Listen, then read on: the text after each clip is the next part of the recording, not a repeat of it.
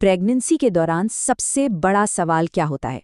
शायद यही कि आखिर क्या खाना चाहिए। तो आज हम इसी सवाल का जवाब ढूंढेंगे एक बहुत ही सीधी और सरल चेकलिस्ट के साथ, जो पूरी तरह से एक्सपर्ट्स की सलाह पर आधारित है। चलिए शुरू करते हैं। इंटरनेट पर तो जानकारी का भंडार है और इतनी सारी सलाह है कि कंफ्यूज होना तो बहुत ही आसान है। इसीलिए हम सब कुछ एकदम सिंपल बनाने वाले हैं। एक साफ सुथरी गाइड तैयार करेंगे कि आपके और बच्चे के लिए क्या अच्छा है और किन चीज़ों से परहेज करना है। तो हमारा मकसद ये है कि एक ऐसी चेकलिस्ट तैयार की जाए जिसे इस्तेमाल करना बिल्कुल आसान हो, ताकि आप पूरे कॉन्फिडेंस के साथ अपने खाने पीने के बारे में सही फैसला ले सकें। तो चलिए देखते हैं कि प्लेट में कौन कौन से फूड्स होने चाहिए। ठीक है, तो सबसे पहले अच्छी चीज़ों की बात करते हैं। वो फूड्स जिन्हें अपनी डाइट में ज़रूर शामिल करना चाहिए। ये वो चीज़ें हैं जो एक हेल्दी प्रेगनेंसी की नींव रखती हैं। ये 3 ग्रुप्स बहुत बहुत ज़रूरी हैं। देखिए, नट्स और सीड्स से आपको हेल्दी फैट्स और खूब सारी एनर्जी मिलती है। हरी पत्तेदार सब्जियां और स्प्राउट्स फॉलिक एसिड का बेहतरीन सोर्स हैं, जो बच्चे के दिमागी विकास के लिए बेहद ज़रूरी हैं। और डेयरी प्रोटीन, अरे वो तो बच्चे की हड्डियों और मसल्स के लिए बिल्डिंग ब्लॉक्स की तरह काम करते हैं। लेकिन अच्छा न्यूट्रिशन सिर्फ सही चीज़ें खाने के बारे में नहीं है। ये जानना भी उतना ही ज़रूरी है कि किन चीज़ों से बचना चाहिए।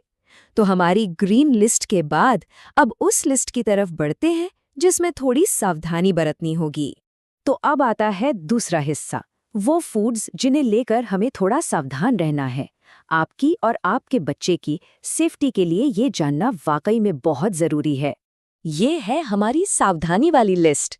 देखिए, कच्चे मीट और सी फूड में लिस्टीरिया जैसे खतरनाक बैक्टीरिया हो सकते हैं।